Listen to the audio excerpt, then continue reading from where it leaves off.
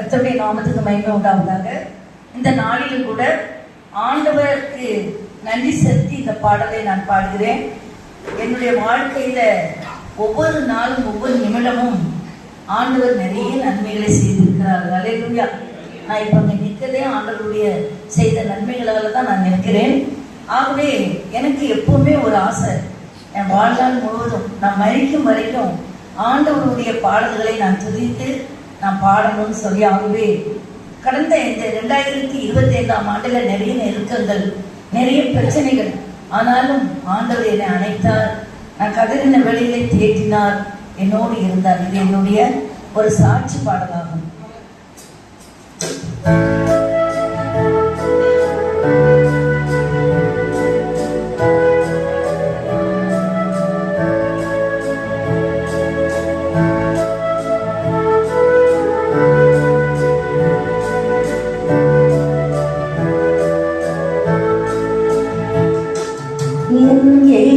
ராஜாவுக்கே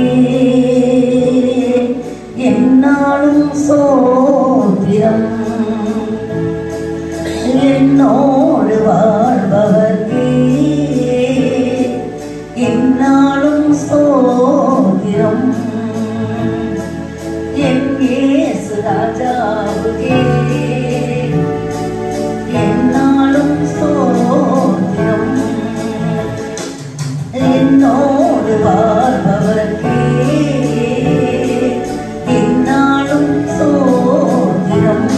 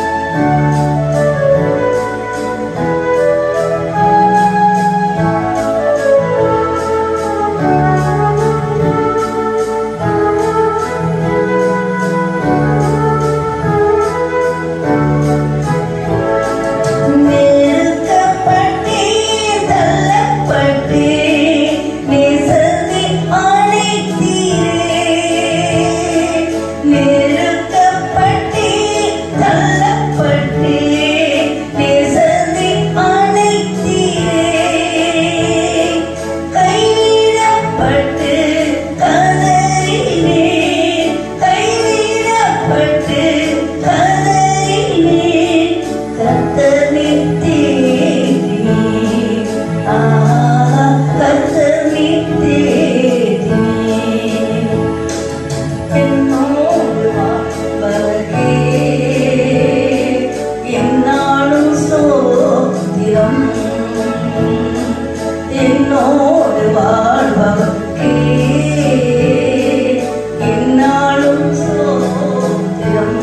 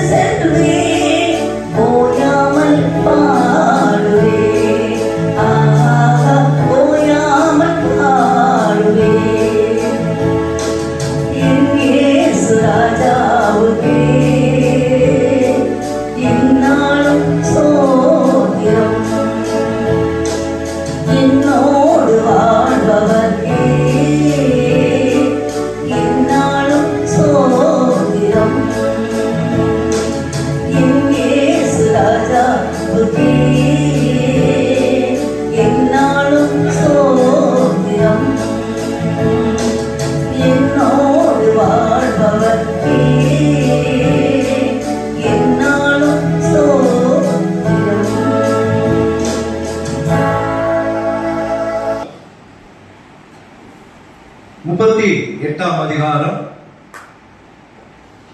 5ஆம் வசனம். ஏசாயா 38 5ஆம் வசனம். நீ போய் எசேக்கியாவை நோக்கி உன் தகப்பனாகிய தாவீதின் தேவனாயிருக்க கர்த்தர் சொல்லுகிறதாவது என்னவென்றால், உன் விண்ணப்பத்தை கேட்டேன், உன் கண்ணீரை கண்டேன். இதோ உன் நாட்களோட 15 வருஷம் கூட்டுவேன். ஹல்லேலூயா, ஹல்லேலூயா, ஹல்லேலூயா. இந்த பிப்ரவரி மாதத்திலே கர்த்தர் நமக்கு தருகின்ற ஆசீர்வாதமான வாக்குத்தத்த வசனம் ஏசாயா 38:5. இந்த வசனத்தை நாம் பிடித்துக் கொள்வோம், இந்த வசனத்தை நாம் பற்றிக் கொள்வோம். இந்த வசனத்தின் மூலமாக இன்றைக்கு தேவனுடைய வார்த்தை நாம் கேட்க போகிறோம். இதன் அடிப்படையிலே, இந்த வாக்குத்தத்தத்தின் அடிப்படையிலே கர்த்தருடைய வார்த்தை கேட்க போகிறோம். அந்த வார்த்தைக்கு முன்பதாக ஒரு நிமிடம் கண்களை மூடி நாம் ஜெபித்து நாம் கர்த்தருடைய வார்த்தைக்குள் நாம் கடந்து செல்வோம். நல்ல ஆண்டவரே, உம்மை நாங்கள் துதிக்கிறோம், உம்மை ஸ்தோத்திரிக்கிறோம். இந்த நாளிலும் உம்முடைய வார்த்தை மூலமாக என்னோடு நீ இடைபடும், எங்களோடு நீ இடைபடும். இந்த ஆசீர்வாதமான வாக்குத்தத்த வசனத்தை நாங்கள் ஆண்டவரே சுதந்திரித்துக் கொள்ள இங்க வந்திருக்கிற நாங்கள் மாத்திரமல்ல, எங்களுடைய சபை மக்கள் அனைவருமே இதை பெற்றுக்கொள்ள உதவி செய்யும். இந்த அருமையான வார்த்தை உடைய கருத்தில் நாங்கள் கொடுக்கிறோம். நீர் எங்களோடு பேசும், நீர் எங்களை ஆசீர்வதி, பெரிய காரியங்களை இதன் மூலமாக எங்களுக்கு தாரும். இயேசு மூலம் கேட்கிறோம் அன்புள்ள பிதாவே, ஆமென். ஹல்லேலூயா, ஹல்லேலூயா. இந்த வசனத்தை நீங்க கவனித்தீர்கள், ஒன்று தெரியும். இது யாருக்கு சொன்ன வார்த்தை? எசேக்கியா ராஜாவுக்கு சொன்ன. யார் சொன்ன வார்த்தை? ஏசாயா தீர்க்கதரிசி சொன்ன வார்த்தை. யார் தந்த வார்த்தை?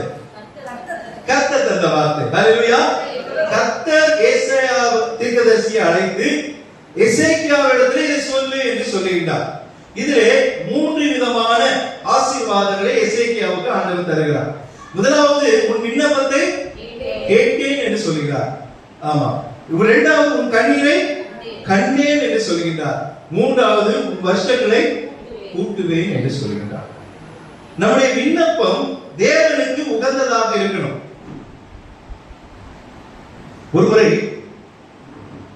ஒரு விமானத்திலே 3 பேர் பயணித்துக் கொண்டிருக்கிறார்கள்.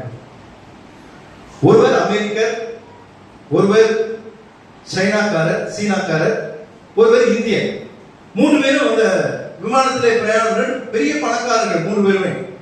அதனால அவங்க 3 பேருக்குரிய அந்த விமானத்திலே செல்லுகின்றார்கள். திடீரென்று அவர் 3 பேருமே நண்பர்கள், அவர்கள் ஃப்ரெண்ட்ஸ். ஒரு நாள் திடீரென்று நடந்து அது வானத்திலே பறந்து செல்லும் போது விபத்துக்குள்ளாகிவிட்டது.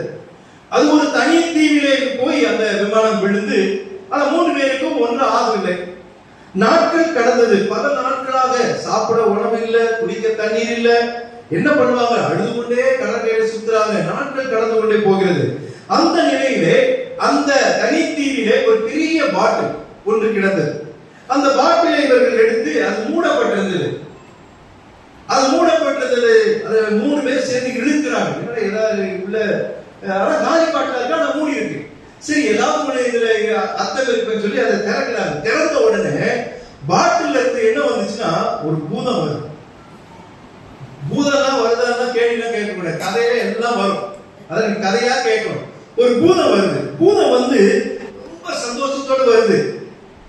நான் ரொம்ப வருஷமா இங்க அடைபட்டு கிடந்தேன். இப்ப நீங்க 3 பேர் வந்து என்ன பண்ணிட்டீங்க, இதை என்ன விடுதலை கொடுத்துட்டீங்க. அதனால நீங்க ஒவ்வொருவரும் ஒரு வரத்தை கேளுங்க, நான் உங்களுக்கு தரேன் அப்படின்னு சொல்லி அந்த பூதம் சொல்லிடுச்சு. உடனே அமெரிக்காக்காரன் சொல்றான், ஃபர்ஸ்ட் ஓடி வர அவன். ஏன்னா அவன் எல்லாத்துலயும் கொஞ்சம் ஸ்பீடு. அந்த வரத்தை முதலே பெற்றணும்னு சொல்லி அவன் ஓடி வரான். பூதமே பூதமே, நான் வந்து நியூயார்க்ல பெரிய பிசினஸ்மேன், பெரிய பணக்காரன். அதனால எனக்கு நிறைய வேலை இருக்கு. நீங்க என்ன பண்ணீங்க தெரியாது, எனக்கு உடனே நான் அமெரிக்காவில் போகணும். அதுக்கு நீ எனக்கு ஒரு வழி சொல்லணும்னே. பூதம் என்ன பண்ணிச்சு, அப்படி இருந்துச்சு பாருங்க. இவனை காணும். எங்க போயிட்டான்? அமெரிக்காவுக்கு போயிட்டான். ஏன்னா பூதத்தால முடியுது. அடுத்தது சீனாக்காரன் வந்தான். சீனாக்காரன் வந்து சொல்றான், பூதமே பூதமே, நான் பெரிய சயின்டிஸ்ட், நான் பெரிய விஞ்ஞானி, நான் நிறைய கண்டுபிடிக்க வேண்டி இருக்கிறது, இன்னும் பாதியிலே விட்டு வந்திருக்கிறேன். அதனால என்ன உடனே நீங்க என்ன பண்ணுங்க, என் லேபுக்கு நான் போகணும், என்ன சைனாக்கு அனுப்பிடு. உடனே போதான் அப்படின்னு சைனாக்காரன் எங்க போயிட்டான்? சைனாக்கு போயிட்டான். அடுத்து 3வது நம்மால் வந்தார், இந்தியக்காரர். எப்பா வா, உனக்கு என்ன வரம் கேளு அப்படின்னு அவன் முகத்தை சோகம் வச்சுட்டு இருந்தான். நீ அப்பா கேட்கிறேன், நான் வரம் கொடுக்குறேன்னு சொல்றேன், ஏன் சோகம் வச்சிருக்கிற, நீ வேண்டியதை கேளு அப்படின்னு. அவன் சொன்னானா, நான் தீவுல 3 பேரா சுத்திக்கிட்டு இருந்தோம், இப்ப நான் தனியா தான் இருக்கிறேன், ரொம்ப போர் அடிக்குது, அந்த 2 பேரை மீண்டும் இங்க வர சொல்லிடு அப்படின்னு சொல்லி ஒரு வரத்தை கேட்டான். எப்படி இருக்கு பாருங்க அவனுடைய வரம். உடனே அவர் அப்படின்னாரு. மறுபடியும் சைனாக்காரன் அமெரிக்காக்காரன் என்ன பண்ணிட்டான், இங்க வந்துட்டான், பூதம் போயிடுச்சு. யோசிச்சு பாருங்கல்ல, இந்தியாக்காரன் எவ்வளவு நல்லவன் பாத்தீங்களா? இன்னைக்கு நாம கேட்கக்கூடிய காரியங்கள் ஆண்டவருக்கு உகந்ததாக இருக்கணும், மற்றவர்களுக்கு அது பிரயோஜனமாக இருக்கணும். இங்க வாசிக்க கேட்ட ஏசாயா 38 நீங்க திருப்பிக் கொள்ளுங்கள். ஏசாயா 38 நீங்க திருப்பிக் கொண்டீங்கன்னா அதுல இந்த எசேக்கியா ராஜாவை குறித்து வேதம் சொல்கிறது. ஒரு சாதாரண ராஜா இல்ல, அவர் எப்படிப்பட்ட ராஜா? சிறப்பான ஒரு ராஜா, சாட்சி பெற்ற ராஜா. 2 நாளாகமம் 29ஆம் அதிகாரம் 2ஆம் வசனத்தை வாசிங்க. 2 நாளாகமம் 29ஆம் அதிகாரம் 2ஆம் வசனத்தை வாசிங்க. அவன் தகப்பனாகிய தாவீது செய்தபடியெல்லாம்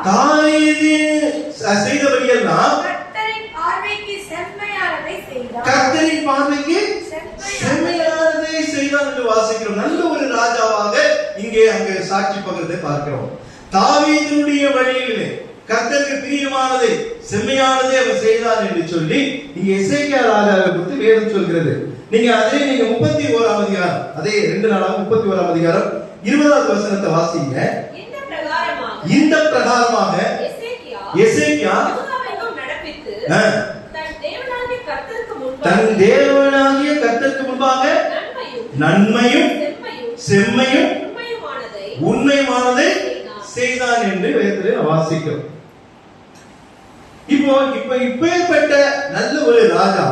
ஆனா இங்க என்ன நடக்குது? 38ஆம் அதிகாரத்திலே கர்த்தர் ஏசாயாவை பார்த்து சொல்லுகிறார், எசேக்கியா ராஜா என்ன பண்ண போகிறார்? சாக போகிறார், மரிக்க போகிறார் என்று இங்க சொல்லப்படுகிறதை நம்ம பார்க்கிறோம். என்ன சொல்றார்? நீ பிழைக்க மாட்டீர், நீ சீக்கிரமா மரிக்க போகிறீர், அதனால என்ன பண்ணு, இருக்கிற பிரச்சனையை எல்லாம் என்ன பண்ணிடுங்க, தீர்த்துடு, உன் குடும்பத்தை சரி பண்ணிடு. ஏன்னா டைம் இல்ல உனக்கு. நீ குடும்பத்தை சரி பண்ணாதனால மரிக்க போகிற அர்த்தம் இல்ல.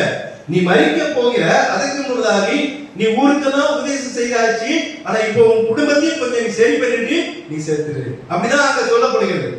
ஆனா இங்க விசேஷம் என்னன்னா, உடனே எசேக்கியா என்ன பண்ணா தெரியுமா? இங்க சொல்லப்பட்ட ஆண்டவர் சொன்ன வார்த்தை 3மே அவர் செய்கிறார். என்ன செய்தார்? முதல்ல அவர் விண்ணப்பம் பண்ணுகிறார். இல்ல அப்படிதானே வாசிக்கிறோம். நீங்க வாசிங்க.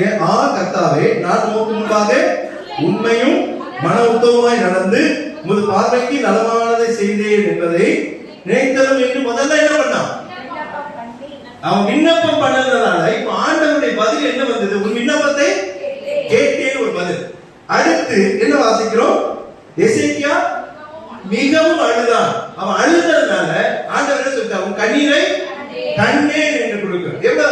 ஆண்டவருடைய வார்த்தை பாருங்க, நம்முடைய ஜெபத்திற்கு ஆண்டவர் உடனே பதில் கொடுக்கிறாங்க. அங்க இது நடக்குது. 3வதாக எதனால அவன் ஜெபம் பண்ணினா? நீ மரிக்க போகிறேன் சொன்னதுனால அவன் என்ன பண்றான்? விண்ணப்பம் பண்ணி அழுகிறான். அப்ப ஆண்டவர் அடுத்த வசனத்தை சொல்றார். என்ன நடக்குது? அப்பதான் இதோ உன் நாட்களோடு 15 வருஷத்துக்கு. ஹல்லேலூயா, ஹல்லேலூயா. ஆயுஸ் நாட்கள் நம்முடைய கரங்கள் இல்லைங்க, யாருடைய கரங்கள் இருக்குது? ஆமா, அவரு வான்னா நம்ம என்ன பண்ணிட்டோம்? போயிடும், அதை மாற்ற முடியாது. இன்னைக்கு காலையில நான் ஒருத்தர், எனக்கு யாரும் தெரியாது, ஒருத்தர் போன்ல பேசிட்டு இருக்காரு. அவர் பேரு குமார். ஒருத்தர் பேசிட்டு இருக்காரு, குமார் இறந்துட்டானா? நேத்து பார்த்தலடா, எனக்கு டக்குனு இந்த ஞாபகம் தான் வந்துச்சு. இப்ப பார்த்து இந்த நொடியில பார்த்தவங்க மறித்துருவாங்க. நம்ம கையில இல்ல, ஆண்டவர் எல்லாரையும் குறித்து வைத்திருக்கிறார். அப்போ ஆனா எசேக்கியாவுக்கும் குறித்து வைத்துட்டாரு. ஆனா இவனுடைய ஜெபம், இவனுடைய கண்ணீரை ஆண்டவர் கண்டு உன் வருஷங்களை நான் உனக்கு கூட்டுவேன் என்று சொல்றார். அதுவும் எத்தனை வருஷம்னு சொல்லிட்டார்? 15 வருஷம் கொடுத்துட்டார். அதுக்கு மேல ஒரு நாள் பண்ணி வாழ முடியாது, அவ்வளவுதான். ஏன்னா இது உங்களுக்கு கிரேஸ் பீரியட், அவ்வளவுதான். கிருபை நாட்கள். இந்த 15 வருஷம் நான் எல்லாத்தையும் சரி பண்ணிட்டேன். இப்ப இதன் அடிப்படையில தான் நான் இன்றைக்கு வாக்குத்தத்த வசனத்தை உங்களோடு பகிர்ந்து கொள்கின்றேன். இது ஒரு அருமையான வாக்குத்தத்த வசனம். உன்னுடைய கண்ணீர் விண்ணப்பத்தை கேட்கிறவர், உன்னுடைய கண்ணீரை காண்கிறவர், உன்னுடைய வருஷங்களை அவர் கூட்டுகிறவர் என்று வாசிக்கிறோம். ஆக இந்த இடத்துல நீங்கள் நீங்க எசேக்கியா பாத்தீங்க, இந்த 15 வருஷம் நல்லா கூட்டுறதுனால அவன் ஒரு பெரிய அவனுக்கு ஒரு தவறுக்குள்ளே பாவத்துக்குள்ளே அவன் உட்பட்டதாக வேதம் சொல்கிறது. ஒரு இதோடு மறைத்திருந்தா அவனுடைய பெயர் புகழ் எல்லாம் பெரிதாக இருக்கும். ஆனா வேதம் சொல்கிறது 15 வருடத்துக்கு பிறகு, நான் வசனத்துக்குள்ள போகல, மனவேட்டிமையாகி 2 நாளாக 32:25 வருகிறது. மனவேட்டிமையாகி ஆண்டவர் எசேக்கியா ராஜாவை கைவிட்டார் என்று வாசிக்கிறோம். அப்படிதான் 2 நாளாக 32 வாசிங்க. இந்த 15 வருஷத்தை கூட்டி கொடுத்தனால என்ன பிரயோஜனம்? ஒரு பிரயோஜனம் இல்லை. ஆண்டவர் தேவன் அவனை கைவிட்டார் என்று வாசிக்கிறோம். வாசிங்க 32:31. ஆகிலும் பிரபுக்களின் ஸ்தானாபதிகள் தேசத்திலே நடந்த அற்புதத்தை கேட்க அவனிடத்துக்கு அனுப்பப்பட்ட விஷயத்தில் அவன் இருதயத்தில் உண்டான எல்லாவற்றையும் அறியும்படி அவனை சோதிப்பதற்காக தேவன் அவனை கைவிட்டார். தேவன் அவனை கைவிட்டார் என்று வாசிக்கிறோம். அவன் அதை முன்னாடி பார்த்தீங்கன்னா, அவன் மனவேட்டிமை ஆகி தேவனுக்கு பிரியமில்லாத காரியத்தை அவன் செயல்படுத்தி தேவன் கைவிடும்படியான ஒரு சூழ்நிலையிலே எசேக்கியா ராஜா வந்து விட்டார். யோசிச்சு பாருங்க, இந்த 15 வருடத்தை ஆண்டவர் கொடுத்ததுனால அவருடைய வாழ்க்கை சற்று மாறி போனது. அதுக்காக நீங்க கேட்க வேணாம் சொல்ல, இன்னைக்கு படுக்கையில் இருக்கிறவர்கள், இன்னைக்கு விலகமா இருக்கிறவர்களுக்காக நீங்கள் ஜெபியுங்கள், நீங்கள் கண்ணீர் விடுங்கள். கர்த்தர் உங்கள் விண்ணப்பங்களை கேட்டு உங்களுடைய கண்ணீரை கண்டு ஆண்டவர் வருஷங்களை கண்டிப்பாக குடித்தவர். ஹல்லேலூயா, ஹல்லேலூயா. அப்ப ஒருவேளை ஜெபிச்ச அழுத எதுவுமே எனக்கு நடக்கலன்னா அதுவும் ஆண்டவருடைய தீர்மானம், அதை ஏற்றுக்கொள்ள வேண்டும். நன்மையோ தீமையோ ஆண்டவரிடத்தில் கேளுங்கள், ஆண்டவரிடத்தில் கண்ணீரை விடுங்கள். ஆண்டவர் உங்களுடைய வாழ்க்கையில ஆயுசை பெருகப்படுவார். சரி, என்னுடைய வாக்குத்தத்த செய்திக்குள்ளே நான் வருகிறேன். நம்முடைய செய்தியுடைய தலைப்பு கர்த்தர் தரும் நன்மைகள். கர்த்தர் தரும் நன்மைகள். இது எதன் அடிப்படையில் நான் சொல்ல போறேன்னா, இந்த 3 ஆசீர்வாதமான காரியங்கள். உன் விண்ணப்பத்தை கேட்டேன், உன் கண்ணீரை கண்டேன், உன் வருஷங்களை கூட்டுவேன். இந்த 3ஐயும் இயேசு கிறிஸ்து இந்த உலகத்திலே அற்புதங்களை செய்தார், அடையாளங்களை செய்தார், நோயாளிகளை சுகமாக்கினார், குஷ்டரோகிகளை சுகமாக்கினார், இயற்கை சூழ்நிலையை அதட்டி எல்லாவற்றையும் மாற்றி போட்டார், பாவங்களை மன்னித்தார். எல்லாமே காட்டிலும் மரித்து போனவர்களை உயிரோடு எழுப்பினார். எத்தனை பேர் உயிரோடு எழுப்பினார்? வேதத்தில் சொல்லப்பட்டிருக்க 3 பேர். இந்த 3 பேரை வைத்து இந்த செய்தியை உங்களோடு தான் பகிர்ந்து கொள்ள போகின்றேன். வேதம் சொல்கிறது, அப்போஸ்தலர் 10ஆம் அதிகாரம் 38ஆம் வசனத்துல அவர் நன்மை செய்கிறவராய் சுற்றி இருந்தார் என்று வாசிக்கிறோம். நம்முடைய தேவன் எப்படிப்பட்டவர்? நன்மை செய்கிறார். ஆகவே கர்த்தர் நமக்கு நன்மைகளை தருகிறார், நன்மைகளை செய்கிறார். ஆகவே ஆண்டவருடைய நன்மைகளை பெறுவதற்கு நாம் என்ன பண்ணணும்? ஆண்டவரிடத்தில் நம்மை வாழ்த்த வேண்டும், ஆண்டவரிடத்திலே நாம் விண்ணப்பம் பண்ண வேண்டும், ஆண்டவரிடத்திலே கண்ணீர் விட வேண்டும், ஆண்டவரிடத்திலே நாம் ஒப்புரமாகி விட வேண்டும். அப்பொழுது ஆண்டவருடைய நன்மைகளை, ஆண்டவருடைய ஆசீர்வாதங்களை நாம் பெற முடியும். சரி, முதல் ஆசீர்வாத வார்த்தை, உன் விண்ணப்பத்தை கேட்பார். எசேக்கியாவுக்கு கேட்டார், நமக்கு தருகிற ஆசீர்வாதம் உன் விண்ணப்பத்தை கேட்பார். இதுதான் முதல் ஆசீர்வாதம். உங்களுடைய ஜெபத்திற்கு ஆண்டவர் பதில் கொடுக்க போகிறார். ஹல்லேலூயா, ஹல்லேலூயா. ஆண்டவர் பதில் கொடுக்க போகிறார். மத்தேயு எழுதின சுவிசேஷம் 7ஆம் அதிகாரம் 11ஆம் வசனத்தை வாசிங்கள். மத்தேயு 7:11 யாராவது ஒரு வாசிங்கள்.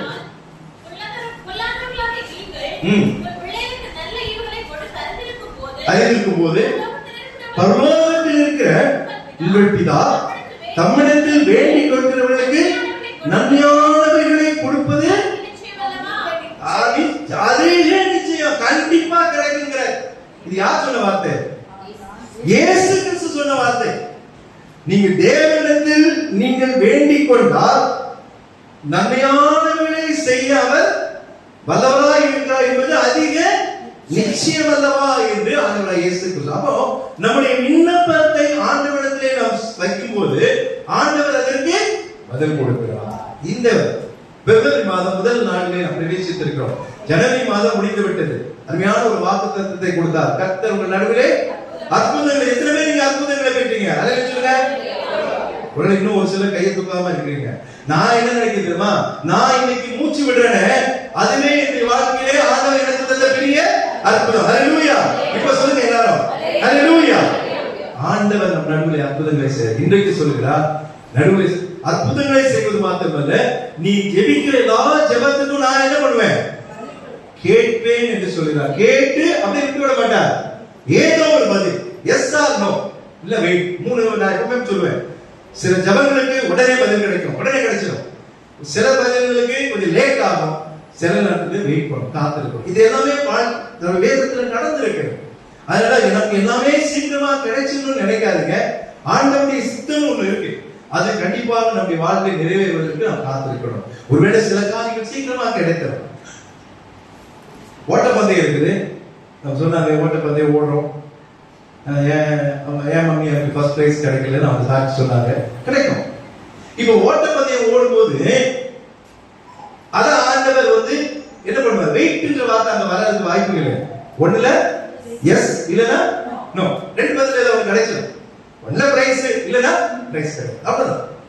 அப்படிதான் ஒவ்வொரு காரியத்துக்கும் நீங்கள் அதற்காக நீங்கள் காத்திருக்கும் போதோ, இல்லை இது ஏற்றுக்கொள்ளும் போதோ, இல்ல பரவாயில்ல அப்படின்னு பௌரமாய் சொல்லும் போதோ நீங்க அதன் மூலமாக ஒரு பதில் கிடைக்குது. ஆனா உங்களுடைய ஜெபம் ஒருபோதும் வீணாய் போகாது. இந்த வார்த்தை ஆண்டவர் இந்த வார்த்தை கொடுக்கிறார்.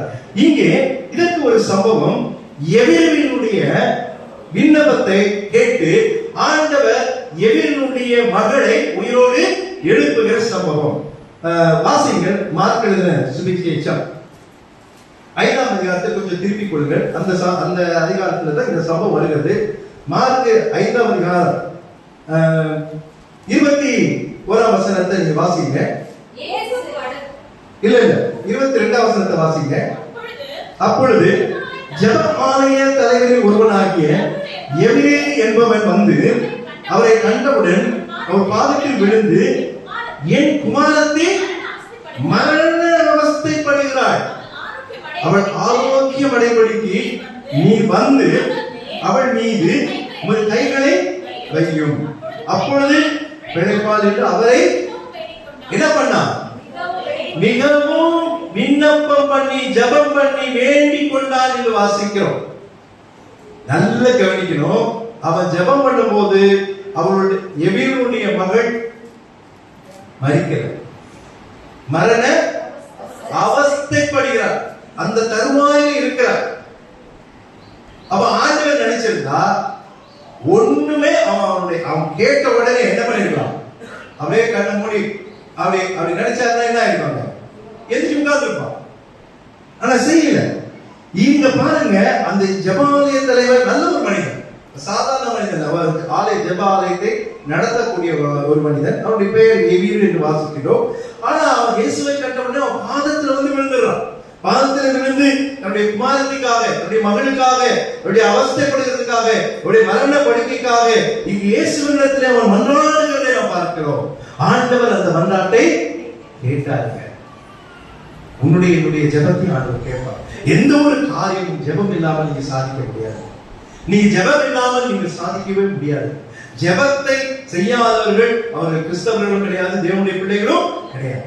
நீங்க ஜெபிக்கணும். தனி ஜெபங்கள், குடும்ப ஜெபங்கள், ஆலய ஜெபங்கள், எல்லாத்திலும் நீங்க ஜெபம் ஜெபம் ஜெபம் ஜெபம்.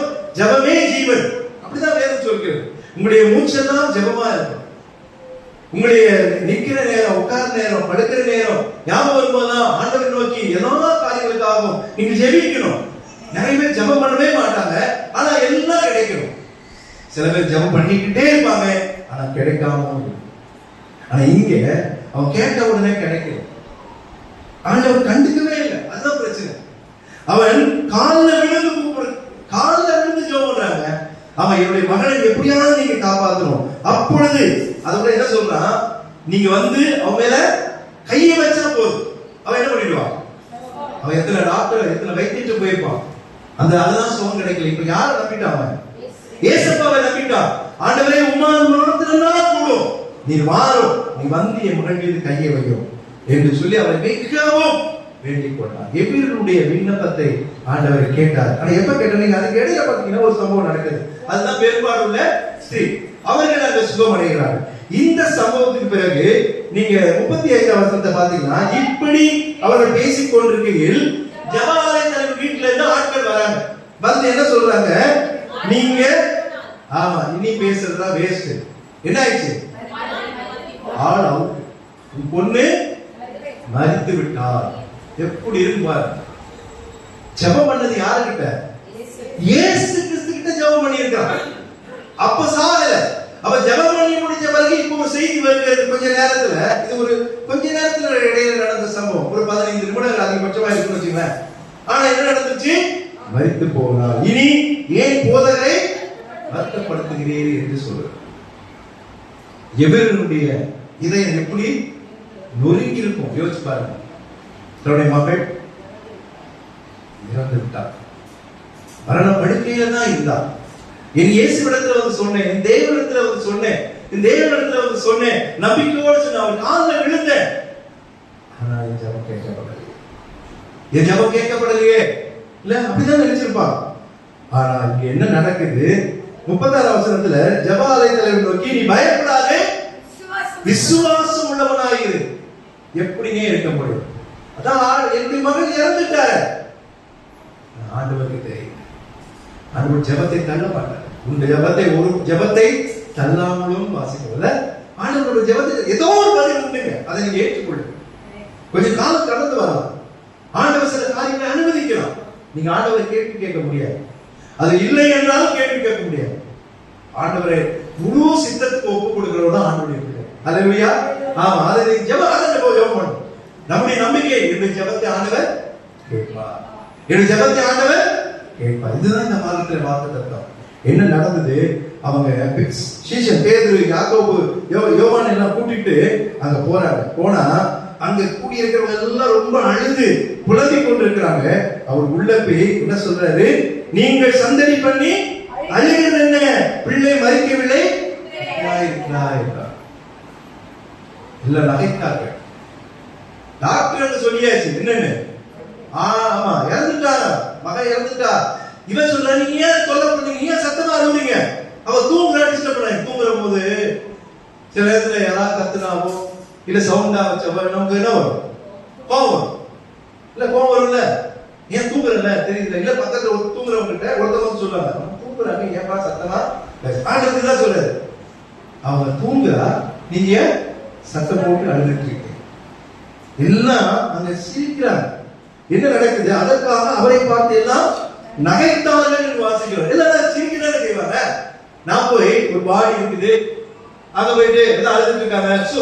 என்ன அழுதுறீங்க? அவ சாகல, தூங்கிட்டு தான் இருக்கிறாங்கன்னா அவருக்காக சிரிச்சாங்க. என்ன பண்ணுவாங்க? அடிச்சு விரட்டுவாங்க. ஆமா, அதுதான் நடக்கும். ஆனா இங்க நகைத்தார்கள் என்று வாசிக்கிறோம். ஆனா ஆண்டவர் என்ன பண்ண தெரியுமா? நேரா போனாரு, பிள்ளையுடைய கையை பிடிச்சார். என்ன சொன்னார்? தலி காவுமே என்றார். அதுக்கு என்ன அர்த்தம்? சிறுபெண்ணே எழுந்திரு என்றார். ஹல்லேலூயா. ஆண்டவர் அது அங்கிருந்தே சொல்லி இருக்கிறாங்க. ஆனா இவ்வளவு பேருக்கு தேவனுடைய மகிமையை விளங்க பண்ண முடியாது. இப்போ மரித்து இன்னொரு எழுப்பினால் அப்போ தேவனுடைய நாமம் மகிமைப்படுகிறது. அங்க ஒரே வார்த்தையில சொல்லி அனுப்பிச்சுட்டா அது யாருக்கும் தெரியாது. ஆனா இங்க ஆண்டவர் தன்னுடைய மகிமையை அங்கு வெளிப்படுத்துகின்றார். சிறுபெண்ணை எழுந்திருந்தோடனே 42 வசனம், உடனே சிறுபெண் எழுந்து நடந்தார் என்று வாசிக்க. ஆண்டவர் சொல்றது உண்மையாச்சே இல்லையா? அவ தூங்குறா, நீங்க அழாதீங்கன்னு சொல்றாரு. எல்லாம் சிரிச்சாங்க. இப்ப எல்லாம் எப்படி பார்த்துப்பாங்க? பிரமித்தார்கள். அது நல்ல வார்த்தை, பிரமித்தார்கள். என்னடா இது, செத்து போயிட்டா இப்போ ஆண்டவர் எழுதுன்னு சொன்னோடனே எழுந்திருக்கிறார். இதுக்கு என்ன காரணம் கேட்கிறீங்க? எபிரனுடைய ஜெபம். ஆண்டவர் எபிரனுடைய விண்ணப்பத்தை கேட்டார் என்று வாசிக்கிறோம். அருமையான தேவனுடைய பிள்ளைகளே, ஆண்டவர் உங்களுடைய ஜெபத்தை கேட்பார். உங்களுடைய கண்டிப்பா உங்களுடைய ஜெபத்தை கேட்பார். அவர் தள்ளி விடுகிற தேவன் அல்ல.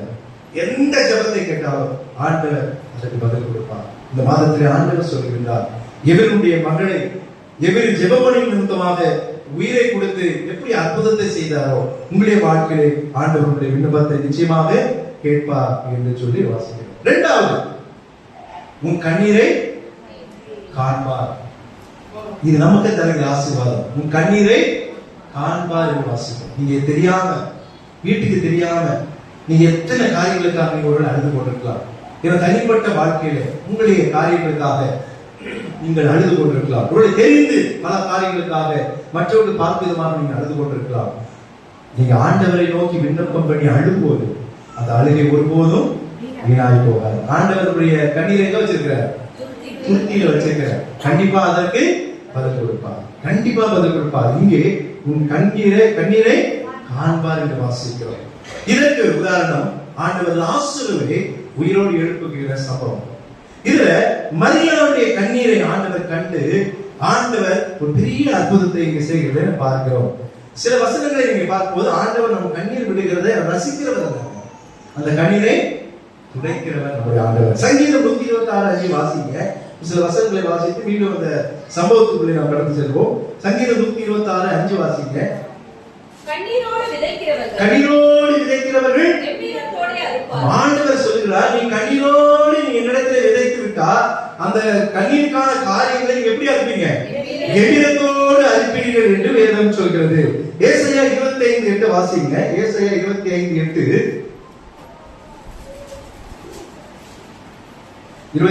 வாசிங்க. அவர் மரணத்தை ஜெயமாக விழுங்குவார்.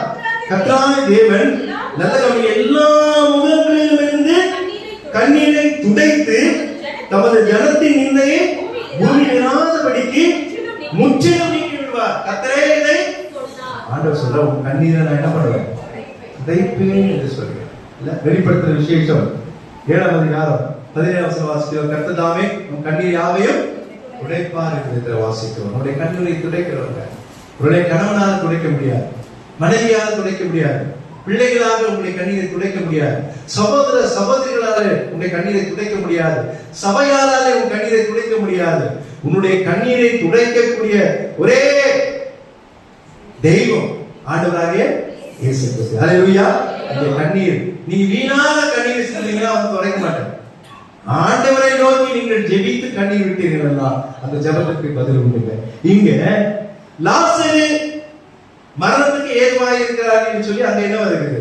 ஒரு செய்தி வருகிறது. யோவான் எழுதின சுவிசேஷம் 11ஆம் அதிகாரத்தை கொஞ்சம் திருப்பிக் கொள்ளுங்கள். அங்க ஒரு சில சம்பவத்தை பார்த்து நாம் அடுத்ததுக்குள்ளே கடந்து செல்வோம்.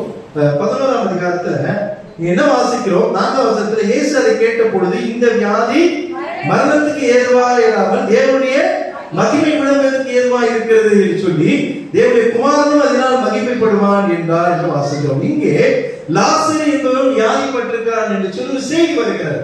அப்ப சீஷர்கள் சொல்றாங்க, வாங்க சீக்கிரம் போகலாம், அங்க உங்க சகோதரிகள் எல்லாம் காத்துக்கிட்டு இருக்காங்க, நீங்க ரொம்ப அவர்களை நேசித்தீங்களே, மார்த்தாளையும் மரியாதையும் நேசித்தீங்களே, அவருடைய சகோதரன் வியாதிப்பட்டிருக்கிறான், வந்த சம்பவம் எல்லாம் பாருங்க. ஆண்டவர் சில நேரங்கள்ல கொஞ்சம் வெயிட் பண்ற எல்லாத்தையுமே. அப்ப ஆண்டவர் ஓப்பனாவே சொல்லிட்டாரு, ஏன் அவசரப்படுறீங்க? ஆமா, கொஞ்சம் வெயிட் பண்ணு, கொஞ்சம் வெயிட் பண்ணு. இதனால தேவனுடைய நாமம் மகிமைப்பட வேண்டும். நான் அல்ல, இயேசு சொல்ற, நான் அல்ல, தேவனுடைய நாமம் மகிமைப்பட வேண்டும். 2 நாள் தங்கிட்டாங்க. சரி, அப்படியே நீ ஆண்டவர் அப்படி இருந்து 2 நாள் தங்கினா பரவாயில்ல. ஆண்டவர் அதிகமாக நேசித்தவர்களே லாசரும் ஒருவன். அப்போ தான் நேசித்த, அதனால ஸ்ரீசர் மென்ஷன் பண்றாங்க, நீங்கள் அதிகமாக அன்பா இருந்த லாசர் அங்க என்ன பண்றான்? படுக்கையில் இருக்கிறான். அப்போ என்ன பண்ணிருக்கணும்? இங்க இருந்தாலும் ஒரு வார்த்தை சொல்லிருக்கணும். ஆனா எப்ப ஆண்டவர் செய்கிறார்னா மரியாளுடைய கண்ணீரை கண்ட பிறகுதான் அங்க நடக்குது. நீங்க 11ஆம் அதிகாரத்துல ஒரு பெரிய சம்பவம். அதுல பாத்தீங்கன்னா 32ஆம் வசனத்தை வாசிங்க. இயேசு இருந்த இடத்தில் மரியாள் வந்து கண்ட உடனே அவர் பாதத்தில் விழுந்து ஜெபீர் பண்ண மாதிரியே இங்கேயும் அந்த சம்பவம் வருது பாருங்க. பாதத்தில் விழுந்து, ஆண்டவரே, அந்த வார்த்தைகள் வேற, நீங்கள் இங்கே இருந்தீர்களானால் என் சகோதரன் லாசரு மரிக்க மாட்டான் என்றார். ஏன்னா மறுபடியும் அங்க மரித்து விட்டார் செய்தி அறிந்து 2 நாள் தங்கினாரு. 2 நாள் தங்கி மறுபடியும் 2 நாள், மொத்தம் 4 நாள் ஆயிடுச்சு. இப்போ இங்க இப்ப வராது. இங்க வரும்போது அடுத்த 33 தான் முக்கியமான வசனம். என்ன பண்ணா? அவள் அழுகிறாள் என்று வாசிக்கிறோம். மரியாளுடைய கண்ணீரை ஆண்டவர் கண்டார் என்று வாசிக்கிறோம். அவ பாருங்க, பாதத்தில் விழுந்து ஒரு வேண்டுதல் சொல்கிறார். என்ன செய்கிறா? நீ இருந்திருந்தா உண்மையான வார்த்தை, நீங்களும் நானும் அதான் சொல்லுவோம். ஏசப்பா கொஞ்சம் மனசு வச்சிருந்தா நடந்திருக்காது, இது நடந்திருக்காது சொல்லுவோமா சொல்ல மாட்டோமா? இதுதான் சொல்றார், நீ இருந்திருந்தால் கண்டிப்பாக இது நடந்திருக்காது. அவர் அழுகிறதையும் அவளோடு கூட வந்த யூதர்கள் அழுகிறதையும் இயேசு கண்டபோது ஆவியிலே கலங்கி துயரமடைந்து எங்கே வைத்தீர்கள் அவனை என்று சொன்னார். சொல்லிட்டு இயேசு கண்ணீர் விட்டாங்க. ஹல்லேலூயா. உங்களுக்காக ஒருவேளை உன் புருஷன் கண்ணீர் விடாமல் இருக்கலாம், உன் மனைவி கண்ணீர் விடாமல் இருக்கலாம், உன் பிள்ளைகள் கண்ணீர் விடாமல் இருக்கலாம், உன் சொந்தங்கள் கண்ணீர் விடாமல் இருக்கலாம், உன் சபை மக்கள் கண்ணீர் விடாமல் இருக்கலாம். ஆனா என் தெய்வம் கண்ணீர் விடாமல் இருக்காதுங்க. ஹல்லேலூயா. நான் படுற கஷ்டத்தை பார்த்து ரசிக்கிற தெய்வம் அல்ல இயேசு கிறிஸ்து. நம்முடைய கஷ்டத்தை பார்த்து அவரும் கண்ணீர் விடுகிறவராக இருக்கிறார். உங்களை விட்டுருவாரா? உங்களை விட்டு எந்த பெரிய பிரச்சனை இருந்தாலும் நீங்க ஆண்டவற்றை கேளு, கண்ணீரோடு கேளு.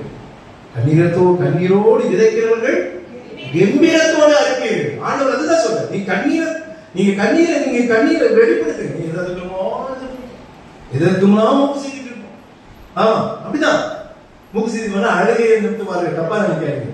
இல்ல சில பேருக்கு அழுதா அது ஒரு பிரச்சனை இருக்கு. யோசிச்சு பாருங்க. கண்ணீர் விடுகிறத வீணாக்காதீங்க. உங்க கண்ணீரை ஏசப்பாட்ட சொல்லுங்க. ஏசப்பாட்ட கண்ணீர் விடுங்க. நம்ம ஊரெல்லாம் போய் கண்ணீர் விட்டுட்டு இருப்போம். ஏசுகிட்ட சொன்னீங்களா? உங்க கஷ்டத்தை நீங்க ஏசுகிட்ட சொன்னீங்களா? உங்க சொந்தக்காரங்க, உங்க உறவினர்கள், உங்க புருஷன், மனைவி, பிள்ளைகள் எல்லாம் இருக்கிற பிரச்சனை ஏசப்பாட்ட சொல்லி கண்ணீர் விட்டுருக்கீங்களா?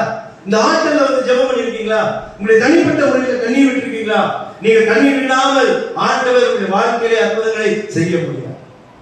நீங்க ஜெபத்தோடு கண்ணீர் விட்டு பாருங்க, ஒரு பெரிய அற்புதம் நடக்கும். இதுவரைக்கும் உங்களுக்கு காரியம் நடக்கலையா? கொஞ்சம் ஆண்டவருக்கு அழுங்க. ஆண்டவருக்கு கொஞ்சம் அடுத்து கேளுங்க. ஏன்னா ஆண்டவர் பாதத்துல விழுந்து பற்றி கொண்டு நீங்க ஜெபிச்சீங்கன்னா ஆண்டவர் பதில் கொடுப்பாருங்க. நீங்க என்ன நடக்குது? இயேசு கண்ணீர் விட்டார்.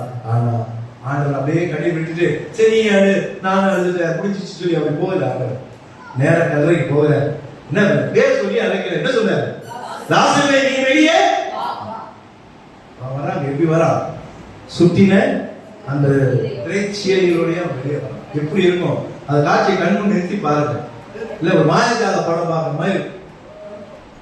ஆமா, அண்டா காக்கசம் மபுகா குசம் வாதிகள் சொல்ற மாதிரி ஆண்டவர் நின்றுட்டு என்ன சொன்னாலும் தெரியாது. அவன் வெளியே வரான். 4 நாள் ஆச்சுங்க, நாளை போயிருக்குங்க. சொன்னா கிட்ட போகாதீங்க, நாட்டம் இருக்கும். 4 நாள் ஆயிடுச்சு, நாளை போயிடும். ஒண்ணுமே இருக்காதுங்க, சடையெல்லாம் ஒண்ணுமே இருக்காதுங்க. ஆனா இப்போ அப்படி நான் அடிக்கடி சொல்றேன், இந்த ஃப்ரிட்ஜில் வச்ச தக்காளி மாதிரி அவன் வந்திருப்பான். அந்த சீலை அந்த திரைச்சீலையை அவன் சுற்றி எடுத்த பிறகு எப்படி இருந்திருப்பான் அவன்? ஏன்னா உயிரோடு எடுப்பது யாரு? ஆண்டவர் இயேசு கிறிஸ்துங்க. ஹல்லேலூயா. ஆண்டவருடைய கண்ணீரை காண்பார். அந்த வாசத்துல ஆண்டவர் பார்த்து கொடுக்கிறார். உன் விண்ணத்தை கேட்பது மட்டுமல்ல, உன் கண்ணீரையும் ஆண்டவர் காண்பார் என்று வாசிக்கிறோம். கர்த்தர் பெரியவர், அது வல்லமை உள்ளவர், அவரால் எல்லாம் கூடும். ஆகவே லாசரு ஆண்டவர் உயிரோடு எழுப்பி மரியாளுடைய கண்ணீரை என்ன பண்ண துடைத்தார் என்று வாசிக்கிறோம். சரி, 3வது ஒரே காரியத்தை சொல்லி முடிக்கின்றேன். உன் வருஷங்களை கூட்டுவேன் என்று ஆண்டவர் சொல்லுகிறார். கூட்டுவார், உன் வருஷங்களை கூட்டுவார். வாசிங்க யோபு 36வது அதிகாரம். ஒரு 2 வசனத்தை வாசிச்சு நம்ம அந்த சம்பவத்துக்குள்ளே போய் 4 நிமிஷத்துல முடிக்க போறோம். யோபு 36வது அதிகாரம் 26வது வசனத்தை வாசிங்க.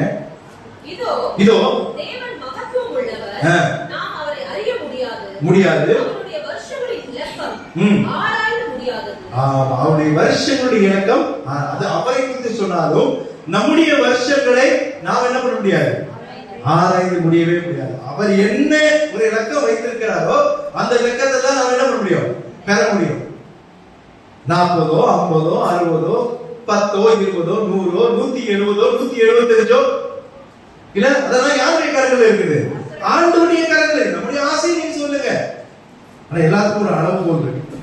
அதுக்காக நான் சொன்ன மாதிரி 969 வருஷம் வாழ்ந்துட்டு தான் சாவேன்னா கரெக்டா சுண்டு கால் மட்டும் தான் இருக்கும். உடம்புல வேற ஒண்ணுமே இதுக்கு எல்லாம் சுருங்கி போய் வெறுவரம் மட்டும்தான் இருக்கும் நம்முடைய உடம்புல. யோசிச்சு பாருங்க, 969 வருஷம் இல்ல, அப்படிதான். ஆனா ஆண்டவர் ஆயுசு நாட்கள் நமக்கு பெருக பண்ணுகிறார். உங்களுடைய பிள்ளைகளுக்காக, உங்களுடைய மனைவிக்காக, உங்களுடைய கணவருக்காக, உங்களுடைய குடும்பத்துக்காக நீங்க ஜெபிக்கிறீங்களா?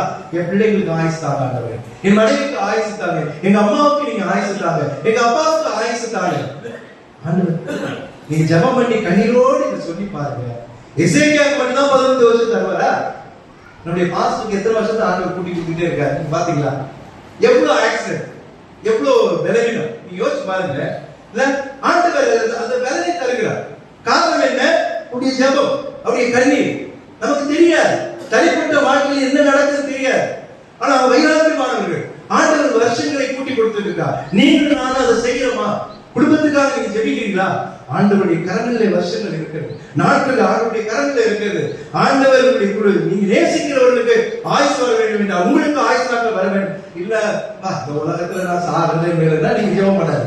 ஆண்டவர் குடும்பம் போய் சேருங்க, ஒரு பிரச்சனை கிடையாது. ஆனா வாழணும் விருப்பப்பட்டவர்கள், வாழணும் ஆசைப்படுகிறவர்கள் நீங்க ஆண்டவர்கிட்ட கேளுங்க. உங்களை சார்ந்தவர்கள் வாழ வேண்டும் நினைக்கிறவர்கள் ஆண்டவர்கிட்ட கேளுங்க. இங்க ஆண்டவர் 3 பேர் உயிர் எழுப்ப, இங்க நாயின் விதவையுடைய மகனை ஆண்டவர் உயிரோடு எழுப்புகிற சம்பவம். அவனுக்கு நீங்க நல்ல கருதி 2 பேரும் மரண அவஸ்தையில் இருந்தாங்க, படுக்கையில இருந்தாங்க, செத்து போனாங்க. ஆனா இங்க அப்படி இல்ல. எங்க தூக்கி எப்படி தூக்கிட்டு வராங்க? பாறையில தூக்கிட்டு வராங்க. வித்தியாசம் பாருங்க. ஹல்லேலூயா. பாறையில தூக்கிட்டு வராங்க. அந்த மரண அவஸ்தையில் இருக்கும் போது மரித்தார்கள். ஆண்டவர் விண்ணப்பத்தை கேட்டார், கண்ணீரை கண்டார். ஆனா இங்க பாறையில் இருக்கிறார் ஒரு நாயின் விதவையுடைய மகன், ஒரே மகன், அவளுக்கு புருஷன் கிடையாது. கொண்டு போறாங்க. கொண்டு போகும்போது இங்க நடக்குது. நீங்க லூக்கா சுவிசேஷம் 7ஆம் அதிகாரம் 11 17 வரைக்கும் அந்த சம்பவங்கள் வருகிறது. திருப்பிக் கொள்ளுங்கள். அதுல அந்த பானையை சுமந்து கொண்டு போகிற இடத்துல நிக்க சொல்றாரு. அதான் நடக்குது. வாசிங்க 7ஆம் அதிகாரம் 13 வசனத்தை வாசிங்க. கர்த்தர் அவளை பார்த்து அவள் மேல் மனதுருகி, அப்ப இவ என்ன பண்ணிருக்கிறா? அவரோட ஜெபம் பண்ணல, ஆனா என்ன பண்ணிட்டு இருக்கா? ஆண்டவர் ஜெபம் பண்ணாத கேட்காத அழுகையில கூட ஆண்டவர் என்ன பண்ணுகிறார்? சில நேரங்கள்ல உதவி செய்ய. ஹல்லேலூயா. அப்படி ஆண்டவர் இரக்க குணம் உள்ளவங்க. அப்ப தம்முடைய பிள்ளைகளாக உனக்கும் உங்களுக்கும் எனக்கும் ஆண்டவர் நிறைய காரியங்களை செய்வார். என்ன நடக்குது? அலாதி என்று சொல்லி கிட்ட வந்து பானையை தொட்டார் என்று வாசிக்கிறோம். அதை சுமந்தவர்கள் நின்றார்கள். அப்பொழுது அவர், வாலிபனே, என்ன சொன்னார்? யாருங்க இவரு? எப்படிங்க முடியும்? ஒரு மனிதனால முடியுமா? இன்னைக்கு இயேசுவை மனிதனாக சொல்லுகிறார். நான் போய் சொன்னா, இல்ல நானோ நீங்களோ பெரிய ஊழியக்காரர்களோ நீங்க சொல்றாங்க, எந்த அளவுக்கு உண்மையா போய் எனக்கு தெரியாது. ஆனா ஆண்டவர் எப்படிப்பட்டவர் என்பது பாருங்க. அவங்க பாடையை சுமந்து கொண்டு நின்றார்கள். ஆண்டவர், வாலிபனே எழுந்திரு என்று உனக்கு சொல்லுகிறேன். ஒரு சிலரை பெயர் சொல்லி அழைக்கிறார். அந்த பேர் அவருக்கு தெரியாது நினைக்கிறீங்களா? அவருக்கு எல்லாமே தெரியுங்க. பேர் சொல்லி கூட அழைச்சிருக்கலாம். நீங்க அவருடைய ஆண்டவருடைய அற்புதங்கள் எல்லாம் வித்தியாசமானது. ஒரே மாதிரி எல்லாவற்றையும் செய்ய மாட்டார். எல்லாமே மாறுபாடா இருக்கும். ஆனா அற்புதங்களை செய்யும். அதான் ஒவ்வொருத்துக்கும் ஒவ்வொரு விதமான அற்புதங்களை ஆண்டவர் செயல்படுத்துவதாக நாம் ஏற்றுக்கொள்ள வேண்டும். இங்க வாலிபனை எழுந்து என்று உனக்கு சொல்கிறேன் என்றால், மரித்தவன் எழுந்து உட்கார்ந்து பேச தொடங்கினான் என்று வாசிக்க, அவனை அவர் தாயினருக்கு ஒப்புவித்தார் என்று தேவனை மகிழ்வார். அப்படி இப்ப 3வது, இந்த வாலிபனுடைய வருஷங்களை ஆண்டவர் விட்டார், கூட்டி கொடுத்து விட்டார். ஹல்லேலூயா, ஹல்லேலூயா. ஆண்டவர் இந்த வாதத்திலே 3 விதமான நன்மைகளை ஆண்டவர் தருகிறார். உன் விண்ணப்பத்தை கேட்பார், உன் கண்ணீரை காண்பார், உன் வருஷங்களை இதாக ஆசீர்வாதம்.